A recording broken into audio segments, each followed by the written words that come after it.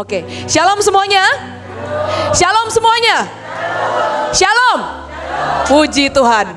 Tapi hari ini kita akan masuk sebuah kelas, yaitu sebuah kelas yang namanya penginjilan. Kita sebutkan sama-sama, penginjilan. 1, 2, 3, penginjilan. Buat saya, terutama buat keluarga saya ini, nama saya Keisha Verena. Saya umur 27 tahun, sudah ibu anak 2 saudara. Muka masih awet, boleh puji Tuhan seperti ABG. Terima kasih. Tapi saya sudah ibu anak 2. Tetapi saya ini dengan suami saya ini sangat jauh berbeda. Bagi yang belum tahu suami saya siapa, suami saya itu Pak Joshua Christian. Siapa itu dia? Nggak kenal juga, anaknya Bu Iin, wes ya. Tapi saya ingin bicara seperti ini. Saya dengan suami saya itu berbeda. Kenapa berbeda? Karena hari itu saya ini suka penginjilan. Penginjilan saya ini modelnya adalah saya akan jalan ke satu tempat ke tempat lain. Saya ngomong ketemu orang tuh saya berani. Tetapi suami saya yang tergolong bukan ekstrovert, dia tuh sanguin, suka hehehe ke semua orang. Tetapi dia tidak orang yang suka, kalau ada orang penginjilan kan naik Grab, supirnya diinjili, wah luar biasa tuh, hebat. Naik becak, supirnya baru naik becak 1 jam, turun, supir becak, kok supir becak ya, abang becak ya, abang becaknya diinjili, ketemu Tuhan. Ada lagi yang punya pembantu di rumah, diinjili 1 jam, ketemu Tuhan. Tapi suami saya itu tidak jenis yang seperti itu. Jadi buat saya sangat banyak dan sangat luas sekali yang namanya penginjilan. Bukan berarti gini ya, setiap kali kita penginjilan itu harus, setiap kali ketemu orang kita harus ajak dia untuk bertemu dengan Tuhan. Ya itu ujungnya, betul. Itu tujuan akhir kita, betul. Tetapi cara menuju ke sana ada sangat banyak dan sangat luas. Kalau kita hanya pakai 1-2 cara, menurut saya ya kita kurang pintar, kita kurang berhikmat, kita kurang cerdik kalau menurut saya. Tetapi sangat banyak cara menuju menyelamatkan orang untuk bertemu dengan Tuhan. Mari sama-sama kita mau mulai dan baca di 1 Korintus 3 ayat yang ke-6. 1 Korintus 3 ayat yang ke-6. Yang sudah dapat katakan amin. Oh ada di layar. Ya kita baca sama-sama ya. 1 Korintus 3 ayat yang ke-6. 1, 2, 3. Aku menanam, Apolos menyiram, tetapi Allah yang memberi pertumbuhan. Sekali lagi biar mantap. 1 Korintus 3 ayat yang ke-6. Aku menanam, Apolos menyiram, tetapi Allah yang memberikan pertumbuhan. Ternyata arti kata menanam dan menyiram itu 2 hal yang berbeda. Menanam itu adalah seperti waktu kita, saya ini pernah mencoba berkebun di rumah. Katanya berkebun paling mudah itu adalah menanam bunga liar, katanya. Tapi saya ini tidak punya bakat sama sekali dalam berkebun. Saya baca petunjuk, dikatakan seperti ini, taburlah benih ini di tanah manapun, katanya seperti itu menurut petunjuk. Dan biarkan hujan menyiraminya dan matahari meneranginya, maka bunga-bunga liar itu akan tumbuh. Sungguhan, saya tebar itu, saya beli 1000 benih. Masa dari 1000 gak ada yang tumbuh, kan gak mungkin lah ya gak sih? Menyedihkan sekali ini, gak bisa nanam ya gak bisa nanam, tapi gak segitunya, saya tebar itu. Depan rumah tetangga saya, tetangga saya tebarin biar dia syok. Besok-besok dia muncul, wah ada bunga-bunga dari mana ini, keajaiban. Ya saya iseng ya, tetangga yang iseng, saya tebarin ke tetangga saya. Tetapi itu namanya menanam, waktu kita fase menebar setiap benih. Waktu kita lemparin semua benih. Dan anehnya di rumah saya gak ada yang tumbuh 1 pun bunganya. Dari 1000 benih yang saya tabur, tidak ada yang tumbuh. Tetapi lucunya, di rumah tetangga saya yang saya iseng ke tetangga saya. Biar dia kaget tiba-tiba tumbuh bunga di depan pekarangannya. Saya tebar iseng, saya lemparin dari pinggir kan ada pembatas tembok kalau tetangga ya, betul ya. Saya timpukin dari situ dan tumbuh saudara. Tapi buat saya seperti ini ya. Ada yang bagiannya menanam, ada yang bagiannya menyiram. Menanam itu menurut saya adalah waktu kita menabur setiap benih. Benihnya seperti apa? Contoh. Saya ini pernah acara waktu saya kuliah, ada yang namanya acara Halloween. Apakah ada Bapak Ibu yang tidak tahu apa itu Halloween? Boleh angkat tangan? Wah, puji Tuhan. Oh, nggak tahu Pak. Nggak apa-apa, saya jelaskan Pak. Halloween itu ceritanya adalah, saya juga nggak ngerti kenapa budaya ini ada. Tetapi Halloween itu semua orang pesta menjadi hantu, saudara. Saya juga nggak ngerti kenapa orang yang cantik, yang ganteng mau berubah menjadi hantu. Saya nggak ngerti. Tetapi ada budaya seperti itu. Jadi mereka pesta seperti hari Valentine, mungkin bagi-bagi coklat, tukeran coklat. Kalau kita mungkin hari Natal kita mengadakan kebaktian di gereja. Nah ini Halloween, jadi semua berkostum dengan hantu semuanya. Di tengah pesta Halloween, saya yang pasti nggak jadi hantu saudara, saya tetap jadi manusia menggunakan batik dan celana lengkap. Saya dengan teman-teman saya membagikan gelang. Saya membagikan gelang tulisannya Indonesia diselamatkan. Mungkin beberapa dari saudara pernah lihat atau pernah tahu bahkan. Saya bikin gelang itu random.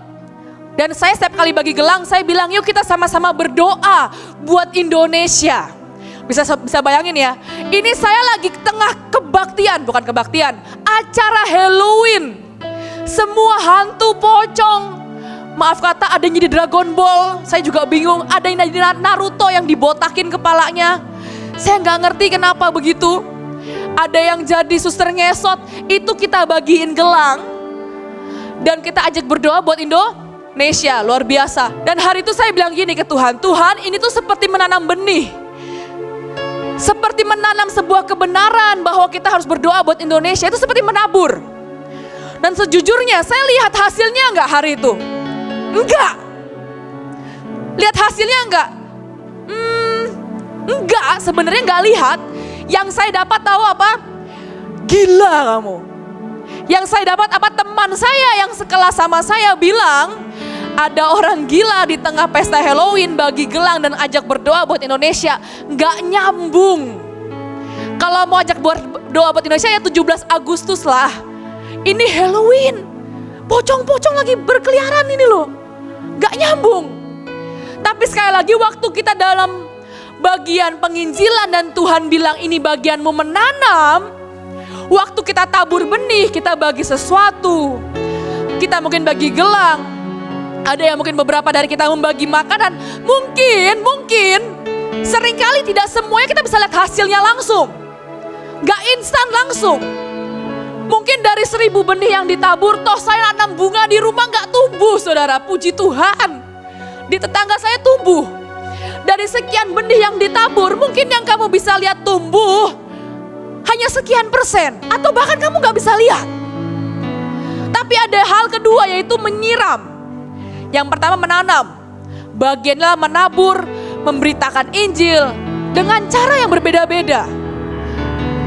Yang kedua adalah menyiram, Apolos menyiram. Menyiram itu artinya adalah to give feed, water and drink. Artinya kamu adalah orang yang dapat kesempatan untuk memberikan dia makan. Adalah orang yang dapat kesempatan untuk memberikan orang itu minum. Ada orang yang cuma nabur, stres, sabur. Tapi ada orang yang bagiannya bisa sampai memberi makan. Menurut saya adalah orang-orang yang mungkin dapat sedikit menikmati hasil dari penginjilan itu. Puji Tuhan ya hari itu dari sekian orang hantu-hantu yang berkeliaran di hari Halloween. Saya bagi gelang mungkin ada 100 atau 200. Gak banyak saudara. Itu nabung dari uang jajan sendiri. Dan hari itu dari sekian puluh, cuma satu yang chat saya. Dan chat saya seperti ini. Saya ingat sekali dia bilang gini, Kesya, jampe-jampe apa yang kamu berikan di gelang yang kamu kasih kepada saya hari itu? Saya bilang, gak ada jampe-jampe, direndam air pun tidak, saya bilang. Gak ada itu disembur-sembur, gak ada. Emang kamu pikir saya dukun? Enggak. Saya kan cuma ngajak kamu doa buat Indonesia, bener gak sih? Loh saya ngajak dia terima Tuhan Yesus loh. Saya cuma ajak dia berdoa untuk Indonesia. Dan dia pun gak mau. Ngapain doa buat Indonesia di tengah pesta Halloween? Dia ambil gelangnya dan dibuang ke tong sampah. Bisa bayangin gak? Dibuang ke tong sampah. Tapi hari itu dia bilang, kenapa sejak hari kamu kasih saya gelang dan maksa saya doa buat Indonesia di tengah para hantu itu, dia bilang. Sejak hari itu setiap malam saya ketemu sama orang yang pakai jubah putih. Puji Tuhan, saya bilang. Puji Tuhan.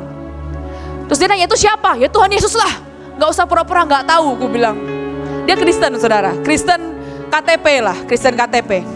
Kamu gak usah pura-pura gak tahu, kamu tahu lah, cuma pura konfirmasi aja, aku bilang.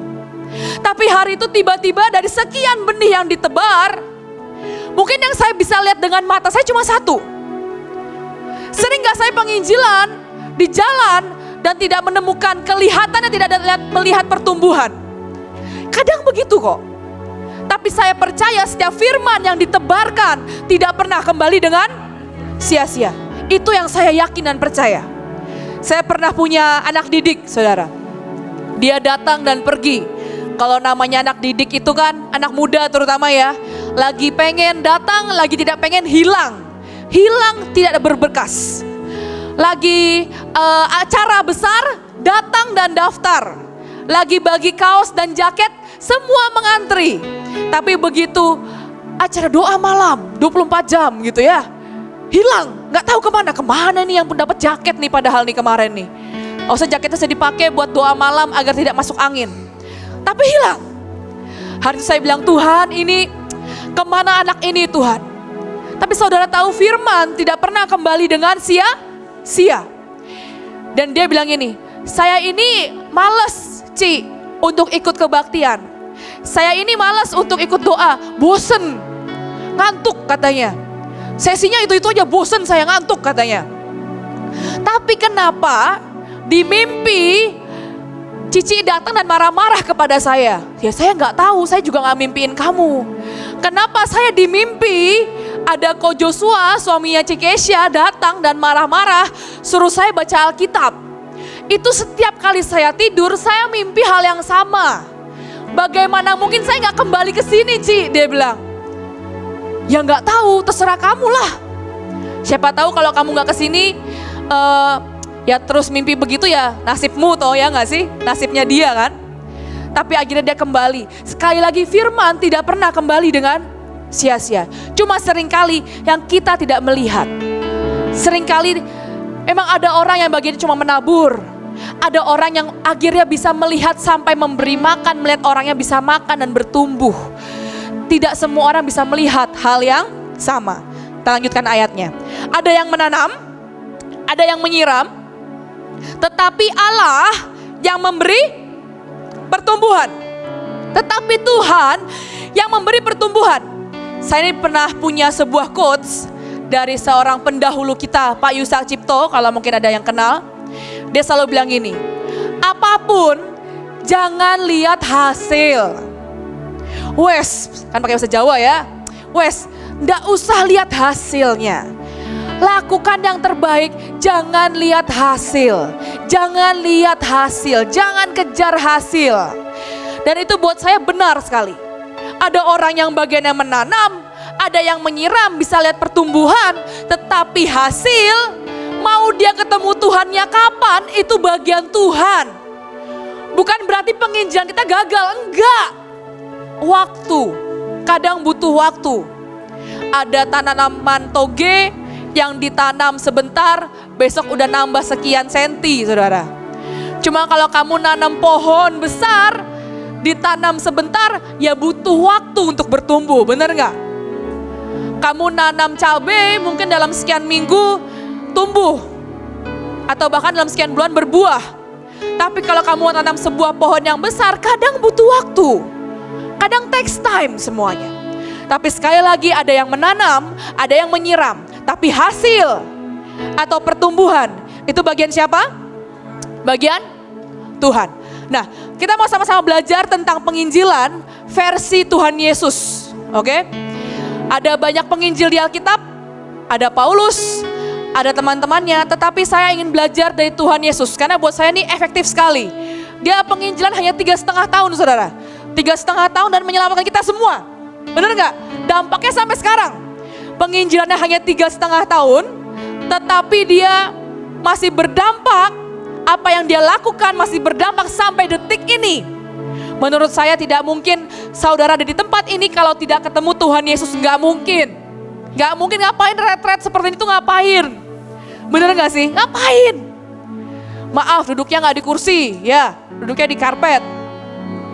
Terus kan kita social distancing nih, ya kan? Kan nggak mungkin, ngapain?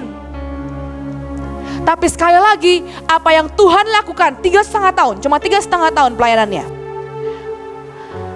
itu berdampak sampai detik ini, sampai hari ini. Yang pertama, ini yang dia lakukan, beberapa yang bisa saya temukan tentang penginjilan yang Tuhan Yesus lakukan. Yang pertama adalah Yohanes 3 ayat 1-2. Ada seorang Farisi bernama Nikodemus, bisa dibaca sendiri nanti di rumah. Intinya dia adalah orang yang tiba-tiba datang pada waktu malam kepada Yesus. Jadi Nikodemus itu datang ke Tuhan, ingin konseling ceritanya. Tapi ingat dan baca, dia datang pada waktu malam. Kenapa nggak pagi? Kenapa nggak siang? Tapi dia datang pada waktu malam. Seringkali gini ya, penginjilan itu nggak harus kita yang ngejar orangnya kadang. Tapi kadang ada orang-orang yang Tuhan tentukan membutuhkan pertolongan kita bukan waktu kita lagi pengen penginjilan, tetapi waktu kita ingin tidur, saudara. Di waktu-waktu yang kita tidak nyaman, ada orang tiba-tiba datang dan minta pertolongan pada kita pada malam hari. Biasanya malam hari itu waktu istirahat. Kalau pagi baru bangun, siang waktu kita bekerja lah, sore masih bekerja, oke.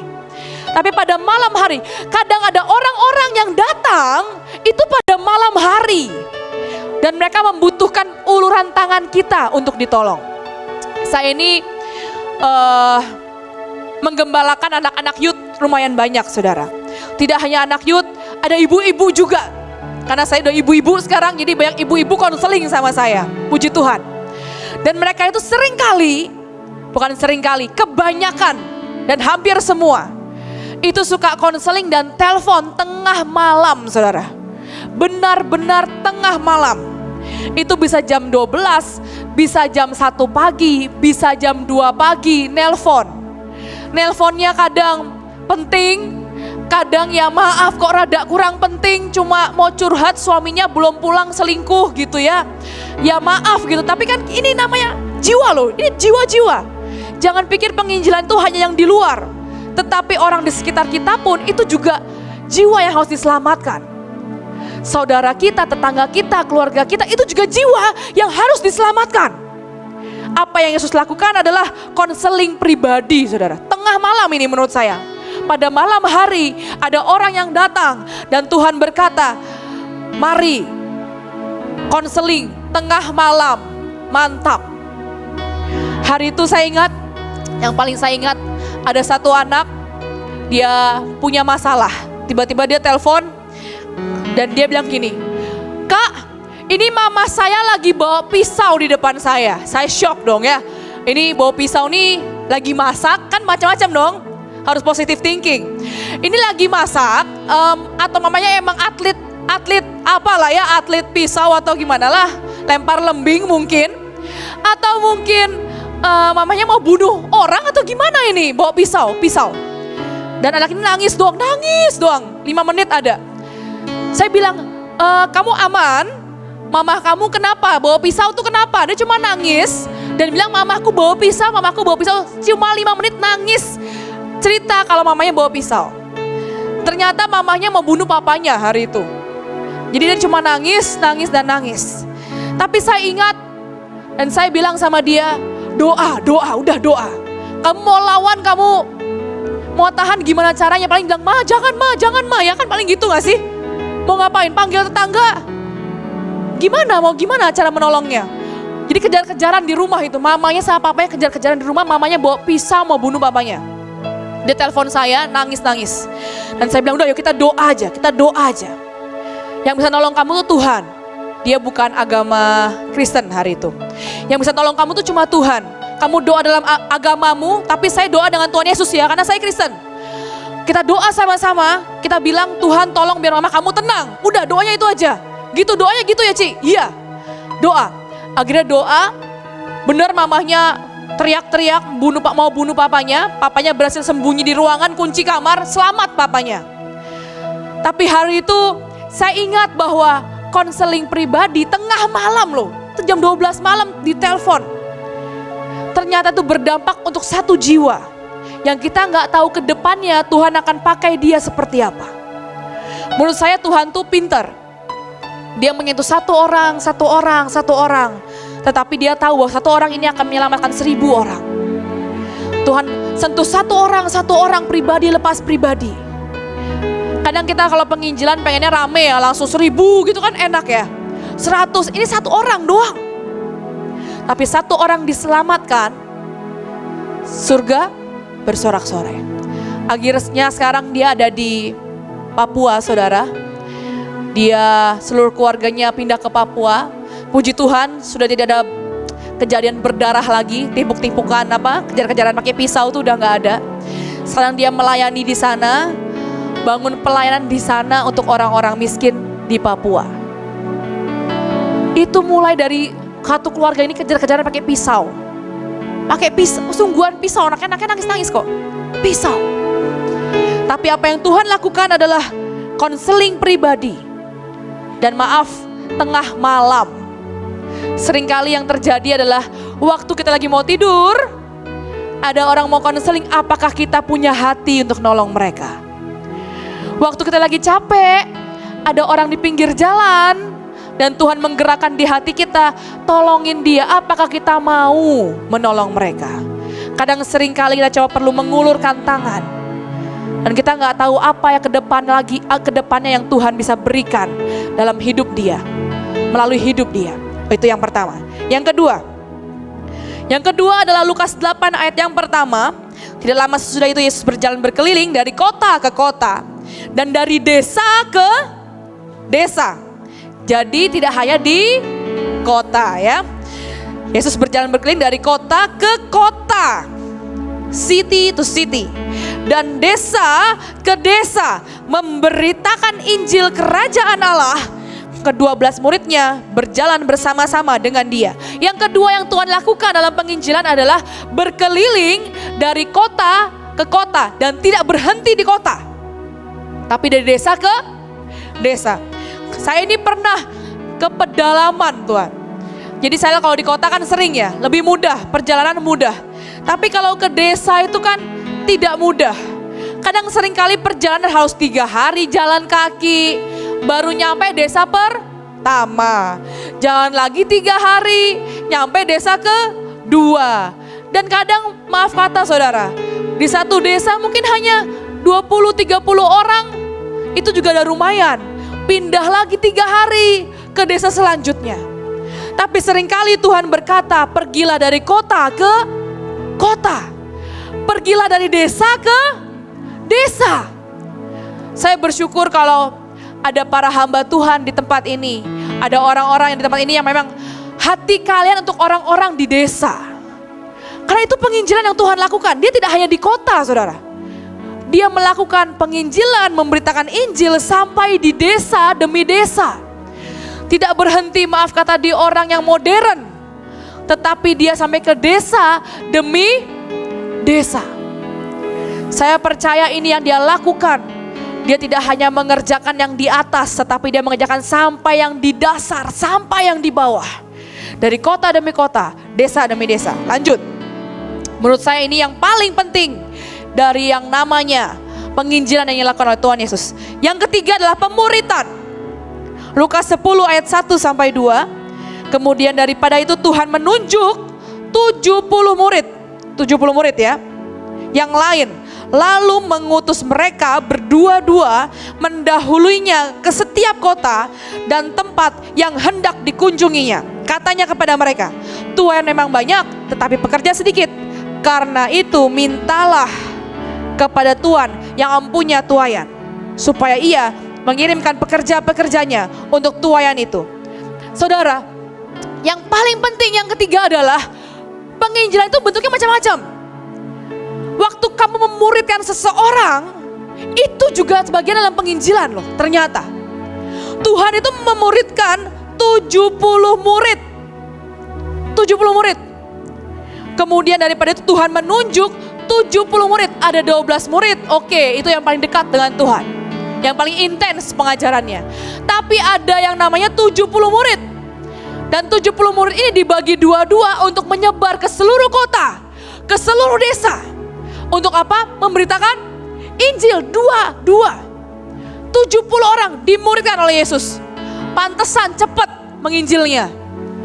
Dia gak hanya sendiri, dia punya tim. Dia gak single fighter, dia punya tim, saudara. Saya ingat hari itu, saya ini gak pernah penginjilan sendiri. Tetapi saya punya tim yang sebenarnya jauh lebih hebat, jauh lebih kuat, jauh lebih ajaib dibanding saya. Itulah 70 orang yang saya miliki kalau menurut saya. Mungkin belum 70 lah, belum 70. Hari itu saya ingat kita pergi ke Provinsi Lampung dan Sumatera Selatan. Tugasnya adalah kita bukan siapa-siapa, harus mengisi khotbah di gereja. Bisa bayangin gak tugas saya itu? Mau khotbah apa? Beritakan bahwa ini sudah akhir zaman dan ayo semua gereja bangkit dan siap-siap. Bisa bayangin ya, umur muda-muda nih kayak saya nih ya, ada yang lebih muda lagi. Tugasnya adalah itu, keliling ke gereja. Gak tahu gimana caranya, minta ke pendetanya. Kalau kamu pendetanya kamu kasih gak? Saya sih kalau saya pendetanya saya gak kasih. Anak muda dari mana ini mau khotbah masa? Gak mungkin lah, gak mungkin kasih lah. Akal budi dong, akal budi lah, gak mungkin kasih lah. Tapi saya ingat hari itu tugasnya seperti itu. Kita pergi ke provinsi-provinsi, ajak mereka berdoa untuk Indonesia. Beritahukan kepada mereka bahwa ayo siapkan hati, siapkan hatimu. Akhir zaman sudah dekat, siapkan. Berdiri untuk kotamu, berdoa untuk kotamu. Akhirnya saya ingat, saya berdoa dan semua tim, saya briefing, saya bilang gini. Kalau kamu tanya kepada saya gimana caranya, saya juga gak tahu. Saya briefing gitu. Tapi saya tahu jawaban dan saya tahu jalan keluarnya. Tuhan Yesus yang akan tolong kamu. Cuma itu. Cuma itu yang saya tahu, cuma itu jawaban yang saya bisa berikan. Kalau kamu tanya, Ci 1, 2, 3-nya how to-nya gimana? Gak tahu. Buat surat, berpakaian rapi. Sekolah STT dulu, gak keburu lah. Gak keburu. Tapi hari itu saya ingat, saya kirim mereka berdua-dua, ada yang bertiga. Ke desa demi desa saya buang, istilahnya saya buang kamu ke kota ini, saya buang kamu ke kota ini. Dan mereka berdua-dua antara mau nangis atau mau pingsan. Saya yakin itu terjadi dalam hidup mereka. Betul ya? Ada gak ya orangnya? Kayaknya gak ada. Mereka dibuang berdua-dua, ada yang gak bisa tidur sekian hari. Jelaslah dibuang berdua-dua. Saya kasih bekal, ini uang buat penginapan, makan, transport. Tapi cari cara dan berdoa, jalan sama Tuhan. Akhirnya mereka dengan sangat pasrah berdoa sama Tuhan. Mereka bilang ini, Tuhan tunjukkan gereja mana yang kira-kira mau terima saya ini loh Tuhan. Gereja mana? Saya nggak punya title, saya masih anak SMA, saya bukan pengkhotbah yang terbaik, saya bukan orang yang hebat Tuhan. Nggak ada yang kenal saya di Lampung, nggak ada. Siapa? Mending kalau presiden gitu ya lumayan ya. Mending ketua apa gitu kan lumayan. Saya ketua dari pendoa kota ini kan lumayan. Introduce dirinya. Mau kenalin apa? Ya saya ini umur segini masih muda 17 tahun. Saya dapat pesan Tuhan kan kayak mengerikan gitu ya. Kalau pendeta-pendeta datangin seperti itu, respon kalian apa? Saya sih gila nih orang ya kayaknya ya. Kenapa ya orang ini ada seperti ini? Akhirnya dia doa dan dia bilang Tuhan tunjukkan jalannya. Dia jalan dan dia bilang gini, Tuhan kanan atau kiri? Kanan. Ya wes lah kanan, belok kanan dia. Tuhan kanan atau kiri? Kiri. Aku gak tahu dia bener gak dengar suara Tuhannya. Tapi setidaknya dia melangkah dengan iman, menurut saya. Itu udah dimatiin Google Maps-nya. Udahlah tersesat. Kanan atau kiri? Kanan. Kanan atau kiri? Kiri. Kemana lagi Tuhan? Berhenti. Dia berhenti, dia lihat kanan kiri. Tidak ada gereja di sana. Ini siapa ini mau kemana ini Tuhan? Akhirnya dia bilang ini Tuhan ini tidak ada gereja, ini kemana? Ini perumahan orang.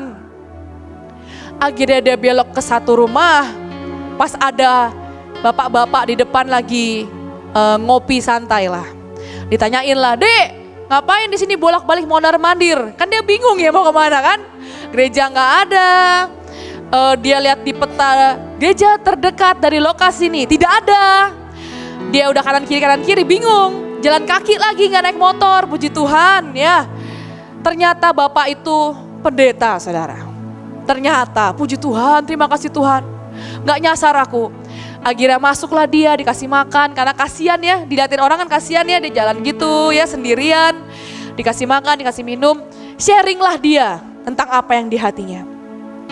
Akhirnya anak ini bisa buat KKR, dibukakan khotbah demi khotbah. Bahkan pendeta ini juga bantuin anak ini untuk sharing ke teman-teman pendeta di gereja lainnya, teman-teman gerejanya yang dekat-dekat sana. Dia bilang, saya punya teman ini, kamu mau nggak? Boleh Pak. Saya mau teman ini, kamu mau nggak? Boleh Pak. Itu cuma dari satu anak, 17 tahun, tidak punya title apapun, tidak pintar berkhotbah, S1 pun belum, saudara. Tetapi dia cuma mau melangkah. Tapi sekali lagi, kita perlu punya pemuritan. Kita nggak pernah bisa sendiri. Apa yang mereka lakukan jauh lebih besar dari apa yang saya bisa lakukan. Saya itu ingat banget, mereka bekerja lebih hebat, mereka bekerja menginjil lebih hebat, lebih kuat. Saya pernah adakan penginjilan di lampu merah. Jadi kita di lampu merah itu kan ada 1 menit, 2 menit ya. Kan mereka pasti berhenti ya, nggak boleh nerabas kan. 1 menit, 2 menit kan mereka nganggur tuh, bengong, nungguin lampu merah. Itu kita penginjilan di sana. Karena saya udah punya tim, dalam 1 hari saya sebar semuanya ke 6 titik di Bekasi di lampu merah. Dalam 1 hari saya bisa sentuh kira-kira 6.000 orang, saudara. Dalam 1 hari. Ini saya lebay, enggak beneran 6.000 orang diajak doa, beneran. Kenapa? Ya saya punya tim. Kalau saya sendiri doain 6.000 orang enggak sanggup, saudara. Tapi kalau kita punya tim 100, 6.000 bagi 100 lumayan lah, kuat. Pakai speaker lagi, bisa lah, kuat. Itu khotbah tuh asik, saudara. Kenapa? Setiap lampu merah jemaatnya ganti. Wow, seru kan? Setiap 2 menit sekali jemaatnya ganti. Wah, seru. Kita nggak usah kemana-mana. Kita nyembah Tuhan di sana, kita khotbah terus selama 2 menit. Khotbahnya juga nggak usah panjang-panjang. Aman, ya, nggak usah panjang-panjang. Kalau kita kan seminar sesi kan 2,5 jam ya. Gampang, siapkan khotbah singkat, 2 menit. Nyanyi sedikit lagu. Itu jemaat ganti terus. Ganti terus sepanjang lampu merah. 2 menit ganti, 2 menit ganti, 2 menit ganti. Puji Tuhan.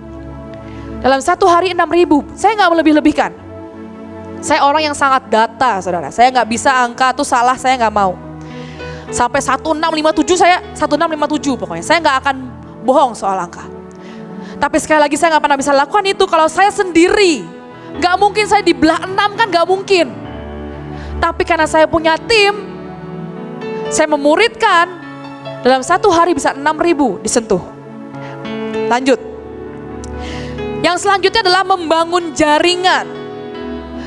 Membangun relasi dengan banyak orang. Tapi yang lucu adalah di Matius 9 ayat 10, kemudian ketika Yesus makan di rumah Matius, datanglah banyak pemungut cukai dan orang berdosa.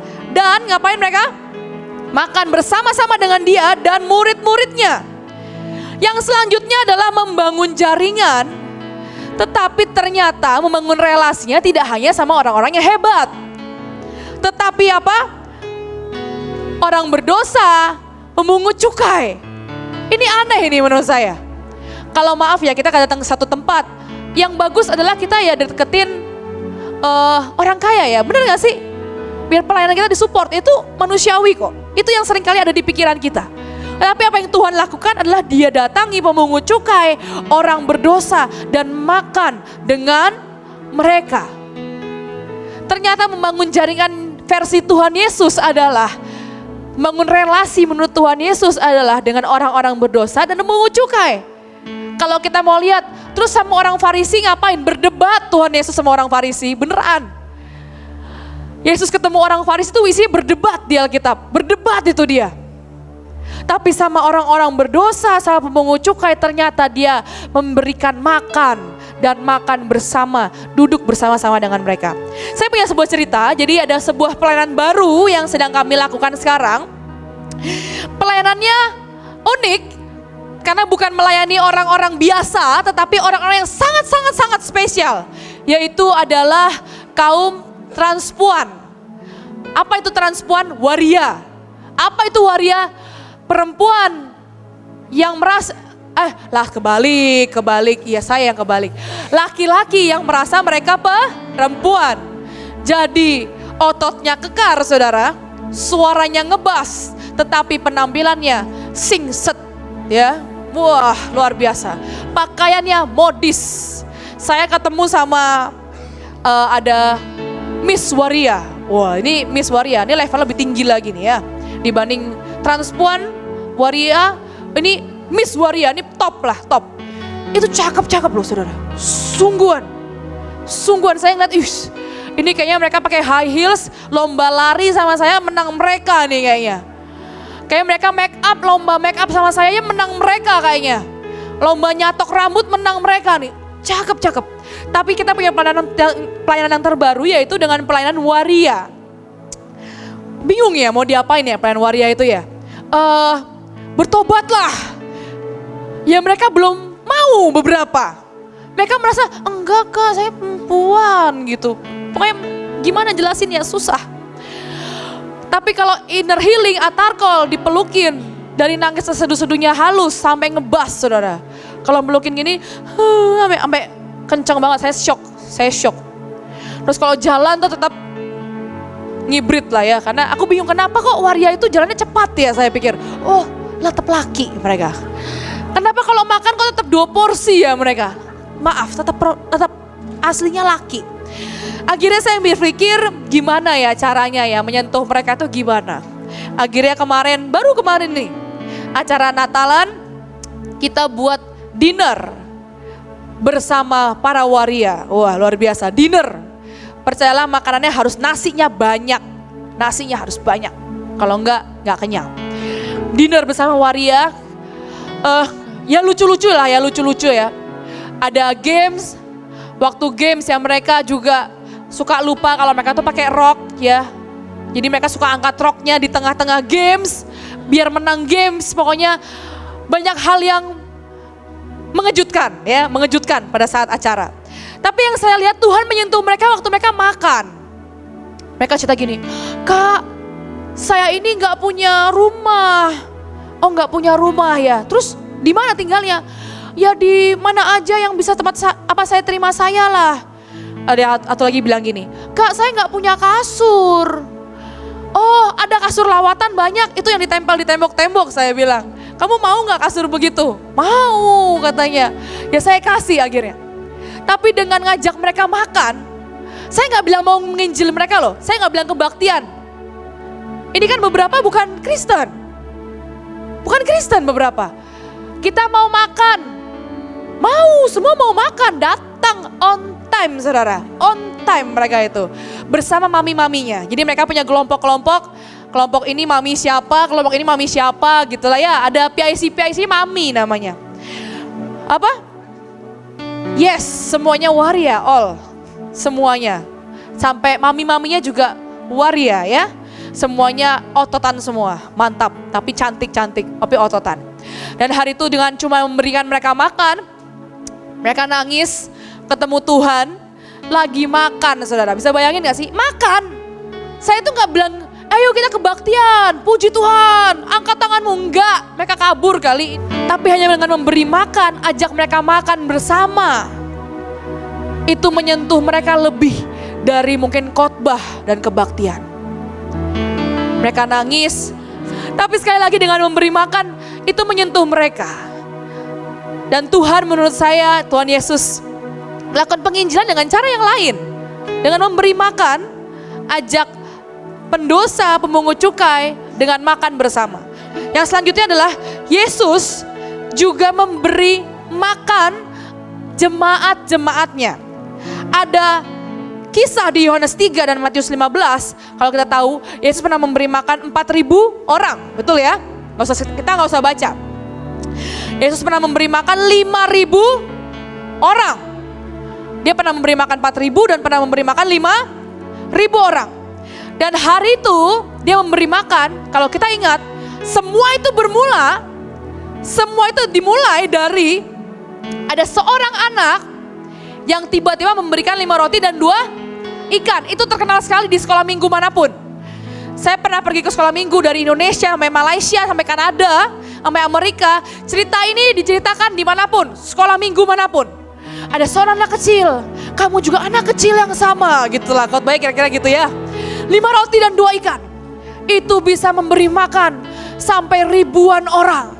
Hanya 5 roti dan 2 ikan di tanganmu, itu bisa memberi makan dan itu cukup untuk memberi makan 5.000 orang. Tapi hari ini buat saya gini, ternyata penginjilan itu bisa dilakukan dengan apa? Apa yang kita punya, saudara. Anak ini memberi makan 5.000 orang loh sebenarnya. Mungkin maaf kata kalau bahasa kerennya sekarang adalah donaturnya Tuhan Yesus hari itu. Seorang anak kecil yang memberikan 5 roti dan 2 ikan. Saya pernah dengar orang berkhotbah seperti ini. Tuhan itu tidak butuh uangmu. Tapi kalau kamu diberi kesempatan untuk memberi sedikit untuk Tuhan. Lo bayangin gak sih 5 roti 2 ikan sama 5.000 tuh kan jauh ya. Maaf kata nih, kita mau beli handphone harga 9 juta. Kita cuma ngasih 10.000 gitu. Kan jauh ya. Tuhan tuh gak butuh uang kita. Tapi kalau kita tuh bisa memberi, dapat kesempatan memberi, itu juga bagian dalam penginjilan loh. Ternyata. Saya ini gak punya waktu untuk turun. Saya ini gak punya waktu untuk mungkin kayak Kak Kesha lah ke jalan-jalan ke lampu merah nungguin setiap 2 menit gak punya waktu. Tapi aku punya roti, ya boleh roti. Aku punya ikan, ya ini kan ikan ya 5 roti dan 2 ikan. Aku punya uangku, bukan saya lagi minta dana, bukan saudara. Tuhan yang memberikan kami berkat dan semuanya, bukan dari manusia. Tapi ternyata uangmu, apa yang kamu punya itu juga bisa menginjil. Uangmu, semua yang kamu punya, mungkin baju bekasmu yang udah kamu tumpuk sekian meter di rumah seperti menara Babel yang gak pernah runtuh. Mungkin kesenggol dikit runtuh lah ya. Itu bisa memberkati dan jadi penginjilan buat orang-orang banyak. Hari itu yang dipunya oleh anak kecil ini cuma 5 roti dan 2 ikan. Tapi dia menginjil. Bukan menginjil lagi ya, dia buat mujizat menurut saya. Dari tangannya yang hanya mungkin 5 roti dan 2 ikan, dia membuat mujizat yang sampai detik ini masih kita bicarakan. Cuma dari 5 roti dan 2 ikan. Dari 5 roti dan 2 ikan, itu kecil. Saya ingat waktu itu pernah ada anak-anak yang hari Natal, aku bilang gini, kita mau belajar memberikan sesuatu untuk Tuhan, saya bilang. Apa yang kamu punya di rumahmu yang kamu bisa berikan, boneka, kaos, sepatu, apapun yang kamu punya. Kumpulkan, kita mau bungkus untuk anak-anak di jalan. Dan hari itu ada 2 orang yang buat saya terkesan. Yang pertama adalah ada satu anak rumah Shalom di panti asuhan ini juga, gedungnya sebelah sana. Dia baru dapat sepatu baru dari omanya, karena hari itu dekat hari ulang tahunnya. Dan dia bilang gini, Kak, kalau saya kasih jaket saya itu jelek, bolong-bolong. Kalau saya kasih sepatu saya yang sekolah, nanti saya digantung sama guru saya kalau saya ke sekolah gak pakai sepatu, dia bilang. Kalau saya kasih baju saya itu jelek, gak layak untuk diberikan untuk orang lain. Cuma yang saya punya adalah sepatu ini loh, Kak. Sepatu baru saya yang belum saya pakai, yang baru Grace dikasih sama omanya.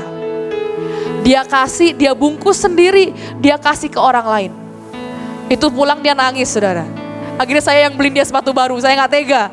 Udahlah sini, kamu ukurannya berapa lah, saya beliin lagi lah. Nangis dia. Tapi orang-orang seperti ini tahu artinya 5 roti dan 2 ikan. Dan itu penginjilan. Jangan pikir penginjilan gini ya, ayo terima Tuhan Yesus, semua terima Tuhan Yesus enggak. Enggak, macam-macam. Waktu kamu berikan sesuatu untuk lawatan, itu juga bagian investasimu dalam penginjilan. Yang kedua adalah anak ini ngumpulin uang dari sejak Januari, kan Desember akhir tahun ya. Desember akhir tahun. Dia ngumpulin uang dari Januari sampai Desember. Dia kumpulin setiap amplop yang dia dapat, setiap kali ketemu oma dapat duit, setiap kali dapat uang jajan, dia berhemat. Emang bukan berhemat lah, pelit saudara. pelit. Ada ya, ada orang berhemat, ada orang pelit ya. Dia pelit, tergolong pelit menurut saya. Dia pelit, jadi dia irit sekali, makan sedikit gitu kalau di sekolah. Demi apa? Ngumpulin uang aja, pengen. Dia kumpulkan sampai Desember. Tiba-tiba kita bilang, ayo siapa yang mau memberi untuk orang-orang di bawah dari apa yang kamu punya. Saya nggak minta, jangan minta orang tuamu, saya bilang. Jangan pernah minta uang orang tuamu. Apa yang kamu punya itu cukupkan dengan apa yang kamu punya untuk menginjil, untuk pelayanan. Cukupkan. Toh Musa dengan satu tongkat membelah laut kok. Cukupkan dengan apa yang kamu punya. Cukup. Akhirnya dia bilang, iya Ci, bener. Ini cukup sih Ci, katanya. Cukup ini. Ya udah. Dia ngasih saya tuh kotak sepatu. Saya pikir ini apa ya? Mungkin sepatu, mainan atau apa. Saya nggak buka, saudara. Saya benar-benar nggak buka. Saya nggak pikirkan ini apalah ini ya. Mungkin kotaknya bungkus. Waktu saya buka, isinya duit semua, saudara. Itu dari recehan, uang dolar. Saya nggak tahu kenapa dia ngumpulin uang dolar dari mana. Saya juga nggak tahu. Uang dolar, uang dari yang merah, ya merah tahu ya, merah sampai yang warnanya lecek gitu ya, lengkap. Saya hitung lumayan lah, uangnya lumayan. Dan dia bilang, Ci ini hasil tabunganku setahun. Karena Desember dia pengen beli sesuatu yang dia suka. Dia mau nabung, Desember akhir tahun dia mau kasih hadiah buat dirinya sendiri, ceritanya gitu. Tapi dia berikan untuk Tuhan. Sekali lagi, Yesus memberikan makan kepada banyak orang. Dan tapi ternyata Tuhan butuh anak kecil yang mau memberikan 5 roti dan 2 ikan. Makanya menurut saya quotes yang tadi saya sebutkan itu betul. Tuhan tuh gak butuh uang kita. Tuhan tuh gak butuh bantuan kita. Tapi kalau kita boleh dapat kesempatan untuk memberi, itu anugerah, itu kehormatan. Oke, saya selanjutnya adalah mengadakan mujizat-mujizat, mengusir roh jahat, dan menyembuhkan penyakit. Kalau kita tahu di Alkitab sangat banyak cerita, sangat banyak kisah tentang Tuhan menginjil, menyembuhkan, menyelamatkan orang dengan menyembuhkan penyakitnya. Tidak hanya penyakit yang disembuhkan, menyembuhkan penyakit, mengusir roh jahat, mengadakan mujizat, air jadi anggur. Bisa bayangin gak sih kalau air jadi anggur, itu semua yang datang bisa tahu lah. Ada satu orang, Tuhan Yesus namanya. Dia mengubah air jadi anggur. Itu pasti desas-desusnya ada, percayalah. Orang kalau gosip itu kan cepet ya nyebar ya, cepet lah pokoknya. Waktu itu ada orang lumpuh disembuhkan, ada orang kusta disembuhkan. Tapi ternyata Tuhan menginjil dengan cara yang ajaib. Dengan cara mengadakan mujizat, mengusir roh jahat, dan menyembuhkan penyakit. Dan yang terakhir ini adalah waktu Tuhan mengadakan mujizat, banyak orang diselamatkan. Saya punya satu kisah, saya ingat banget. Ada orangnya di sini. Saya suka bawa cerita ini kemana-mana. Kenapa? Menurut saya ini lucu tapi ini nyata. Hari itu ada seorang anaknya di sini, sekitar sana, tebak-tebakan saja sendiri. Ya, sekitar sana ada banyak ya, tebaklah ya. Mamahnya ini tidak pro dengan apa yang dia lakukan. Jadi mamahnya ini kalau anak ini pergi pelayanan, sering dikunciin depan rumah. Kenapa? Ngapain kamu angkat-angkat tangan terima berkat? Emang uangnya datang ke kamu? Dia bilang. Ngapain kamu gini-gini ya? Kalau kita kan Tuhan kami mau ambil berkat ini. Ngapain kamu angkat tangan? Emang kamu mau ngajak tos siapa? Kita kalau nyembah Tuhan kan gini ya. Ngapa kamu tepuk tangan? Mamanya gak percaya. Tapi suatu hari di masa pandemi, anak ini pulang dengan membawakan minyak urapan, botol kecil. Kita kalau punya minyak urapan tuh kadang kurang menghargai, saudara. Ini menghargai sekali, botol kecil. Dan dia bilang, Mah, ayat Alkitab berkata, urapilah orang sakit dengan minyak, maka orang itu akan disembuhkan. Panggillah para penatua jemaat, panggillah para pemimpin, urapilah orang yang sakit, maka orang itu akan disembuhkan. Mamanya gak percaya, saudara. Percayalah, mamanya gak percaya. Orang angkat tangan aja gak percaya ini minyak urapan bisa nyembuhin orang. Gak mungkin percaya. Gak mungkin. Orang angkat tangan aja gak percaya, tepuk tangan juga gak percaya. Ini minyak bisa menyembuhkan orang, gak masuk akal. Tapi akhirnya ternyata diam-diam, mamahnya ini diam-diam, saudara. Praktek, saudara, mamahnya. tanpa sepengetahuan anaknya, mamanya diam-diam praktek menggunakan minyak urapan anaknya, dicolong minyak urapannya untuk mendoakan. Mau tahu siapa yang didoakan? Suaminya bukan. Itu masih mulia. Ada yang mau tahu? Anaknya, wah itu masih mulia. Bukan. Apa? Tetangganya, pendetanya, enggak, bukan. Betul. Hewan peliharaannya, saudara. Mau tahu apa hewan peliharaannya? Ayam. Ya, puji Tuhan, ayam. Bukan anjing, bukan kucing, ayam. Jadi dia pakai minyak itu diam-diam, karena ada satu ayam di rumahnya yang maaf kata matanya buta sebelah. Jadi kalau jalan tidak pernah bisa lurus, miring terus ya. Ayo jalan, yang lain lurus ya, dia miring-miring. Kenapa? Karena matanya setengah buta. Maaf kata saudara, ini hewan. Literally ini ayam, chicken, ayam. Dan itu dia urapin, kata anak saya, kalau pakai minyak urapan kita berdoa dalam nama Tuhan Yesus bisa menyembuhkan orang. Kata anak saya, dia urapin ayamnya diurapin. Jangan bilang sesat, cobalah praktek ya. Cobalah praktek. Kalau kamu ngalami itu, iya ya, gak masuk akal ya. Iya ya, makanya harus ngalamin. Ikut Tuhan tuh jangan cuma tahu ayat dan khotbah. Alami, rugi kalau tidak alami. Dan hari itu dia urapin ayamnya, matanya di sebelah diurapin. Dan suatu pagi dia teriak-teriak ke anaknya. Kenapa teriak-teriak? Dia bilang, ayamnya sembuh. Ayo lihat ke kandang. Anaknya diajak ke kandang, pagi-pagi dia lihat ayamnya sembuh saudara. Ayam. Pakai minyak urapan. Lah kita pernah doain orang sembuh gak? Batuk pilek aja gak sembuh-sembuh ya perasaannya. Kemarin tuh loh ada kesembuhan ilahi ya Tuhan. Kamu sakitnya apa? Saya batuk kak. Aduh gimana nih ngeceknya ya. Batuk, doain. Kayaknya kok gak sembuh-sembuh ya. Ada yang lumpuh, kok kayaknya belum jalan ya. Tapi ini ayam jalan. Ayam kok jalan? Ayamnya melihat ini, sungguhan. Ayamnya melihat ini. Dari yang buta sebelah, tidak perlu operasi saudara. Puji Tuhan, gak ada juga operasi untuk ayam tuh ngapain ya? Ngapain, gak usah lah ya. Sudahlah kamu terima nasib aja ayam, matamu buta sebelah, terimalah dan mengucap syukur kepada Tuhan. Tapi Tuhan ternyata menjawab doa ayam ini. Dan ayamnya sembuh dan melihat. Jalan lurus sekarang. Sudah punya anak sekarang ayamnya, luar biasa ya. Sungguhan. Saya pernah ditawarin sama mamanya. Apa? Cikesya, ini ayam keturunan. Keren banget ya.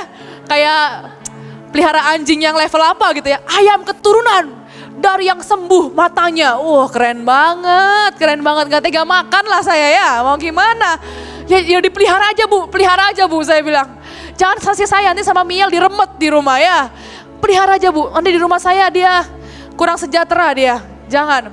Pelihara nanti kalau udah dapat telurnya sekian banyak kasih saya boleh, saya bilang gitu. Tapi pelihara aja bu. Tapi sekali lagi Tuhan menginjil dengan cara apa? Menyembuhkan orang. Dan hari itu mamahnya, bukan anaknya loh ya, mamahnya loh ya, sekali lagi mamahnya yang tidak percaya itu katanya setiap kali punya teman yang sakit dia bilang gini, saya punya ayam, dia kesaksian tentang ayamnya, saya punya ayam, hari itu saya obati dengan minyak urapan dan doakan, tapi harus berdoa, dia bilang gitu, harus seperti Tuhan Yesus dan sembuh. Dan dia doain banyak orang yang tidak percaya dan sembuh. Kadang kita tuh kurang percaya saudara. Ini ayamnya sembuh. Tapi Tuhan menginjil dengan cara yang bermacam-macam. Yang pertama tadi Tuhan menginjil dengan cara dia konseling pribadi. Waktu ada orang datang satu-satu tengah malam waktu yang gak enak lah. Lagi capek banget ini habis retret tahu gak sih? Capek mau tidur. Tolong dengerin saya pengen curhat. Nah itu waktu kita menginjil itu. Itulah waktu yang tepat itu. Yang kedua waktu kita berkata, Tuhan berkata, kelilinglah dari kota ke kota, desa ke desa. Ayo ada pelayanan ke desa ini, ayo ada pelayanan ke provinsi, ikut saudara. Kalau kamu gak bisa ikut, setidaknya barangmu, uangmu yang ikut ke sana. Jangan mau ketinggalan tuh. Jangan mau ketinggalan. Yang selanjutnya adalah pemuritan. Tuhan tidak pernah sendiri, dia punya tim. Dia punya tim yang sangat besar. Yang selanjutnya adalah Tuhan itu membangun jaringan. Tapi bukan dengan orang-orang kaya. Tetapi dengan orang-orang yang tidak layak. Dengan orang pemungut cukai dan orang yang berdosa. Dan Tuhan butuh setiap kita. Anak-anak kecil yang membawa 5 roti dan 2 ikan. Dan yang terakhir adalah Tuhan berikan juga kuasa yang sama. Untuk menyembuhkan mujizat. Mengusir roh jahat di dalam hidup kita. Toh orang yang maaf kata tidak percaya dengan angkat tangan saya tidak percaya. Bisa menyembuhkan ayam dan saudara tetangga-tetangganya. Kadang kita yang kurang percaya kepada Tuhan. Sekali lagi, ada orang yang menanam, ada orang yang menyiram. Hasil milik Tuhan. Pertumbuhan milik Tuhan. Kadang kita gak bisa lihat langsung. Kalau kita bisa lihat langsung, bersyukurlah kepada Tuhan, bisa jadi kesaksian. Tapi kalau gak lihat langsung, percayalah firman tidak pernah kembali dengan sia-sia. Akan dilanjutkan dengan Pak Stefanus Brojil. Terima kasih saudara.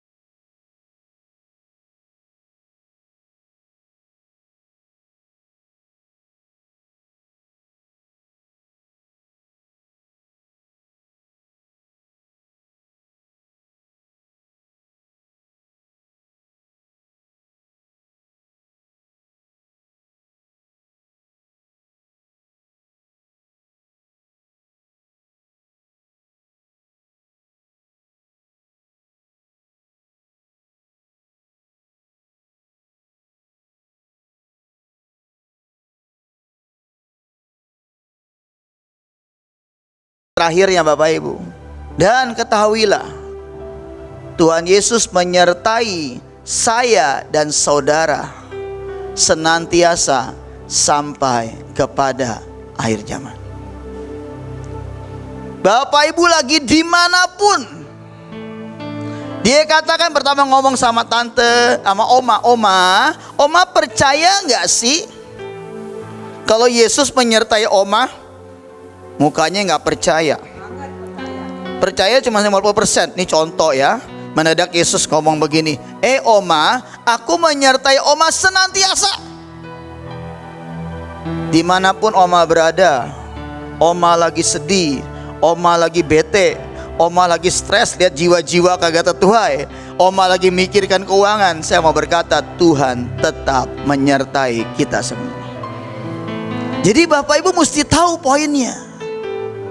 Saya bekas narkoba, saya bekas tukang selingkuh, saya bekas penjudi, saya bekas orang di tempat sampah. Tapi karena satu rencana Tuhan yang membuat saya diberi kesempatan buat menjadi alatnya sampai hari ini. Tidak pernah ada kata tidak mungkin di dalam Tuhan. Jadi kalau Bapak Ibu percaya, sebagai orang tua yang lagi mendoakan anaknya tidak pernah bertobat, sebagai istri yang sedang mendoakan suaminya tidak pernah bertobat, percaya dengan doa kita, Tuhan akan membuat semuanya kembali kepada Tuhan. Tadi hanya butuh satu orang gila yang pergi dari Amerika, pergi kemana? Ke Korea Utara. Tapi dia bisa dibuat Tuhan jadi biji mata Tuhan untuk mencegah terjadinya perang dunia ketiga. Bapak Ibu tahu apa yang dilakukan Sendfug sekarang? Bapak Ibu bisa buka Instagramnya. Sejak pandemi, orang-orang sedang di dalam rumah, orang-orang sedang takut kemana-mana. Yang namanya Sendfug keliling 50 negara bagian di Amerika. Dia berteriak seperti Yohanes Pembaptis, pergi, datang, bertobatlah, kerajaan Allah sudah dekat. Dan kalau Bapak Ibu lihat Instagramnya dia, itu bikin merinding Bapak Ibu. Nanti terakhir saya akan kasih video, biar Bapak Ibu tahu roh Tuhan sedang bergerak hari-hari ini. Tuhan tidak pernah bisa dihentikan dengan pandemi. Tuhan tidak pernah bisa dihentikan dengan yang namanya virus segitu kecil. Kuasa Tuhan tetap sama dahulu, sekarang, sampai selama-lamanya. Yang dibutuhkan cuman kerjasama. Maukah Bapak Ibu, saudara, adik-adik semua percaya janjinya ya dan amin dalam hidup setiap kita. Tadi Kesia cerita tentang ayam. Saya punya youth, anak muda baru bertobat. Dia sedang pulang ke rumah, mendadak mamanya di kamar sebelah nangis, kucingnya mati. Dia mendadak berkata, tadi Pak Step ngomong tentang iman. Dia berkata, tidak disamperin kucingnya loh Bapak Ibu, tidak dihampiri, tidak. Dia di kamar sebelah ngomong, dalam nama Yesus kucing bangkit. Dan saya mau berkata buat Bapak Ibu, tidak butuh waktu lama kucing itu bangkit Bapak Ibu. PPT yang kedua silakan dikasih tahu. Selanjutnya, inilah perlengkapan yang Tuhan kasih. Mereka akan mengusir setan demi namaku. Mereka akan berbicara dalam bahasa-bahasa yang baru bagi mereka. Mereka akan memegang ular, dan sekalipun mereka minum racun maut, mereka tidak akan mendapat celaka. Mereka akan meletakkan tangan atas orang sakit dan orang itu akan sembuh. Siapa mereka itu? Siapa mereka itu? Siapa mereka itu? Saudara dan saya. Bilang sama kiri kanannya, kita pembuat keajaiban. Kita pembuat keajaiban. Kita akan membawa 1000 jiwa minimal. Satu orang bawa 1000 jiwa, amin. Satu orang bawa 1000 jiwa, amin. Bapak Ibu, saya mau berkata, hari-hari ini roh Tuhan sedang bergerak begitu gila Bapak Ibu. Saya sampai hari ini nggak pernah bisa melihat kegerakan tahun-tahun terakhir ini. Saya setiap menggerakkan, saya hanya bisa menangis. Karena saya tahu satu hal, bukan karena gelora cinta kita, tapi kerinduan hatinya yang begitu besar untuk menyelamatkan jiwa-jiwa yang terhilang, yang membuat seluruh jiwa-jiwa sekarang sedang diselamatkan. Tadi yang pertama, amanat agung. Kemudian yang tadi Kesia jelaskan poin-poinnya, itu adalah perlengkapan. Kurang enak bagaimana loh? Mau pergi kemana-mana, Tuhan bilang ini, pegang ini ya nak. Bapak Ibu tinggal tumpang tangan, orang itu sembuh. Bapak Ibu dikasih racun, belajar percaya dengan sepenuh hati. Racun tidak pernah bisa membunuh kita. Saya punya teman, beberapa banyak orang sekuler yang tidak pernah keluar rumah 1,5 tahun. Waktu mereka melihat kegerakan saya, mereka bilang, lu gila lo katanya. Dia bilang, lu cari mati.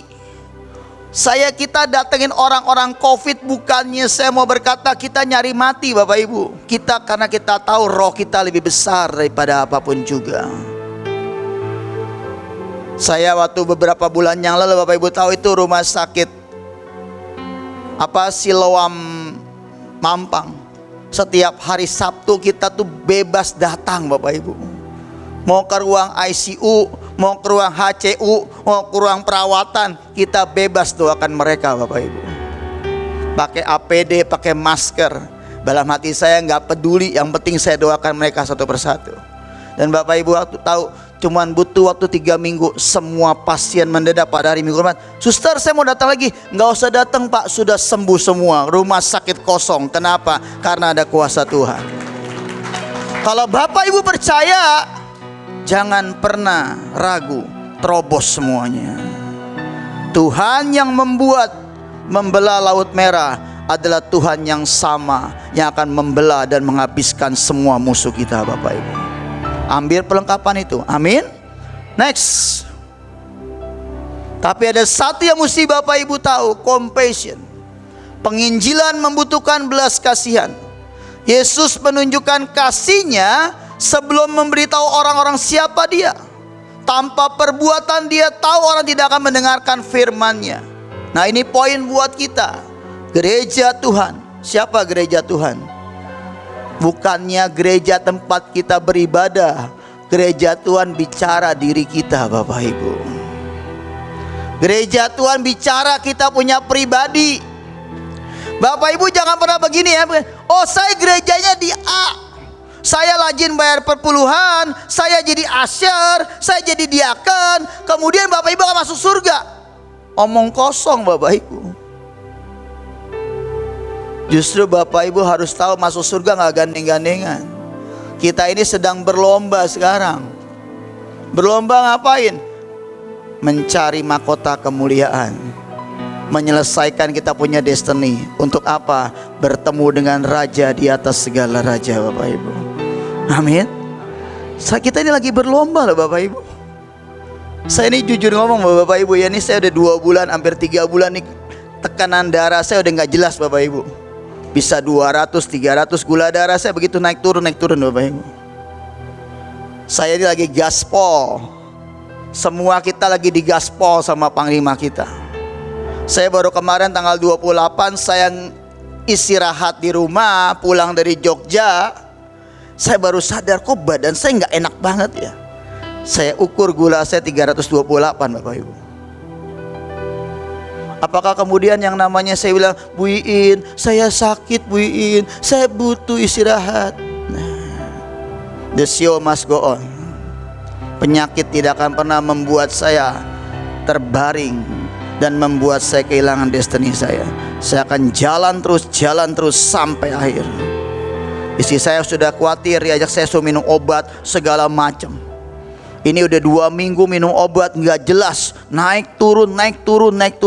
Kalau yang kemarin saya bilang sama Tuhan, Tuhan aku sudah tidak mau minum obat, aku mau jalan dengan Engkau. Apapun yang terjadi, hidup dan matiku di tangan-Mu Tuhan. Bapak Ibu, saya punya teman darahnya 280 tidak bisa jalan Bapak Ibu. Ternyata saya sudah keliling kemana-mana, saya baru ngerti darah saya tuh lagi naik turun Bapak Ibu. Tapi saya tidak pernah ngerasa apa-apa. Tanya nih mereka pasukan saya ini lagi pada bantuin WL segala macam. Mereka anak-anak muda tapi boleh adu stamina-nya sama saya. Kenapa kita yang tua-tua tidak boleh merasa tua? Karena kita di Alkitab tidak ada kata tua. Kalau roh kita kuat, tidak pernah ada kata capek dalam hidup kita. Tidak pernah ada kata lelah. Bapak Ibu, kita lagi di-push ya. Di-push kan dari pagi sampai malam, betul? Nerima pengajaran, betul? Capek nggak fisik? Sejujurnya fisik capek Bapak Ibu. Tapi saya mau berkata, roh kita sedang diberi makan. Paksa terus. Bapak Ibu akan lihat, pada saat Bapak Ibu selesai nanti, Bapak Ibu akan jadi manusia lain. Jadi manusia lain. Kenapa? Roh Tuhan ada padaku. Kalau dia mengurapi aku, orang sakit akan sembuh. Orang tadi Kesia bilang kita lagi melayani waria, betul? Percaya bentar lagi waria-waria itu akan jadi pasukan terdahsyat Tuhan. Bapak punya dasar ayat dari mana? Saya mau berkata buat Bapak Ibu, kuasa Tuhan di Yeskiel berkata apa? Yeskiel, kau pergi ke sana. Betul? Lihat tulang belulang. Tulang belulang sudah mati belum Bapak Ibu? Lebih dari waria nggak? Itu sudah mati, tinggal tulang. Apa kata Tuhan? Kau katakan hidup. Dan saya mau berkata di Alkitab berkata loh, Tuhan hanya perlu menghembuskan nafasnya.